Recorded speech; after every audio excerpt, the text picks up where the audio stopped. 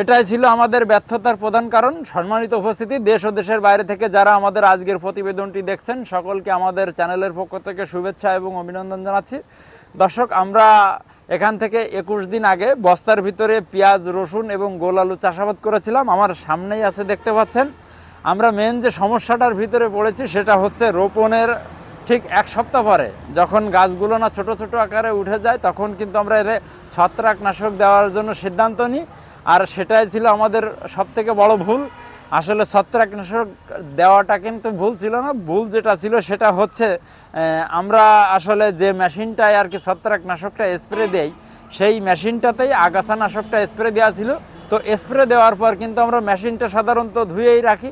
তো ধুয়ে রাখার পরেও দেখা যাচ্ছে যে নলে কিন্তু অনেক সময় যে আপনার হালকা পরিমাণ থেকে যেতে পারে, এরকমই কিন্তু হয়েছিল। তো আমরা প্রথম স্প্রেটা দিয়ে হচ্ছে রসুনের বস্তায়, আমরা দ্বিতীয় স্প্রেটা দিয়ে হচ্ছে পেঁয়াজের বস্তায়, তৃতীয়বার স্প্রেটা দিয়ে হচ্ছে আপনার আলুতে।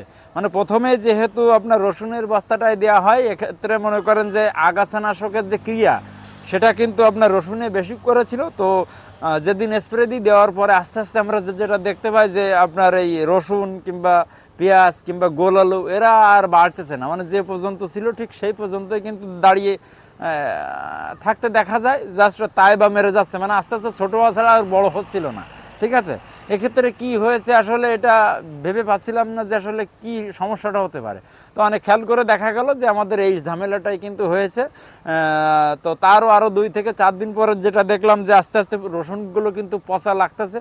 তো আমরা নিচে দেখতে পাচ্ছি যে রসুন কিন্তু আমরা আপনার তুলে ফেলে দিয়েছি। এটা দেওয়া হচ্ছে আপনার এখান থেকে 1 সপ্তাহ আগে। ঠিক আছে, 1 সপ্তাহ আগে রসুনগুলো উপড়ে ফেলে দিয়ে বাজার থেকে আপনার 70 টাকা দিয়ে 250 গ্রাম রসুন কিনে আবারও কিন্তু আপনার নতুন করে আমরা দিয়েছি। এখন এই যে বস্তাটা দেখতে পাচ্ছেন, এই বস্তায় রসুনগুলোর বয়স আজকে কিন্তু 1 সপ্তাহ। তো 1 সপ্তাহে কিন্তু আমরা মোটামুটি দেখতে পাচ্ছি যে 3 ইঞ্চি, 4 ইঞ্চি, 5 ইঞ্চি, 2 ইঞ্চি এরকম সাইজ কিন্তু হয়েছে। তো আমরা প্রথম স্প্রে যেহেতু আপনার রসুনে দেওয়া ছিল, এক্ষেত্রে কিন্তু প্রথমেই ইফেক্টটা বেশি পড়েছে। দ্বিতীয় যেটা ছিল সেটা হচ্ছে পেঁয়াজে। তো পেঁয়াজের ক্ষেত্রে যেটা দেখতে পাচ্ছি যে আসলে ওরকম কোনো সমস্যা কিন্তু হয়নি, জাস্ট 2-1টা পেঁয়াজে, মানে যেখানে হয়তো বা একটু মাত্রা বেশি পরিমাণ পড়ছে সেখানে 2-1টা পেঁয়াজ আপনার ছোট হয়ে আছে। আর আলুর ক্ষেত্রে যেটা আছে যে অধিকাংশ আলু কিন্তু নষ্ট হয়ে গিয়েছে, কিছু কিছু আলু কিন্তু টিকে আছে। যেহেতু এগুলো খুব আপনার নরম টাইপের গাছ, এক্ষেত্রে নষ্ট হয়ে যাওয়াটাই স্বাভাবিক ছিল। আমাদের মনে হয় কপাল ভালো বিধায় কিন্তু গাছগুলো এখনও কিছু পরিমাণ টিকে আছে। যাই হোক, রসুনটা আমরা টোটালি কিন্তু আপনার চেঞ্জ করে দিয়েছি। নিচে দেখতে পাচ্ছেন যে আমাদের আগের যে রসুনগুলো আছে এগুলো কিন্তু উপড়ে ফেলে দেওয়া। এখন মোরাল অফ দ্য স্টোরি হচ্ছে, আমরা এখানে দাঁড়ানোর মেন যে উদ্দেশ্য সেটা হচ্ছে যে কোনো কাজ করতে গেলে আমাদের সতর্ক অবলম্বন করতে হবে। আমরা যদি একটু সচেতন হতাম তাহলে আমাদের এই ভুলটা কিন্তু হতো না।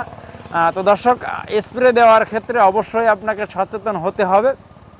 অনেক সময় আছে যে বাজার থেকে আপনি আগাছানাশক নিয়ে আসছেন, এটা সাধারণত আমাদের দোকানদাররা দেয় হচ্ছে আপনার টাইগারের বোতলে। ঠিক আছে, আমি বহু জায়গায় দেখেছি যে এই টাইগারের বোতলের আগাছানাশক খেয়ে অনেক শিশু কিন্তু মৃত্যুবরণ করলো। ঠিক আছে, তো এক্ষেত্রে আমাদের এই যে সমস্যাটা হলো, এটা যদি বৃহৎ আকারে হতো তাহলে কিন্তু অনেক বড় একটা ক্ষতির সম্মুখীন হতে হতো। এক্ষেত্রে আমাদের কীটনাশক কিংবা ছত্রাকনাশক কিংবা আগাছানাশক এগুলো অবশ্যই সাবধান জায়গায় রাখতে হবে। এগুলো অবশ্যই আমাদেরকে সাবধানে স্প্রে দিতে হবে। সঠিক নিয়ম এবং সঠিক দিক বিবেচনা করে কিন্তু আমাদের যদি এগুলো করা হয় তাহলে আমাদের মতো এরকম ক্ষতির সম্মুখীন কিন্তু আপনি হবেন না।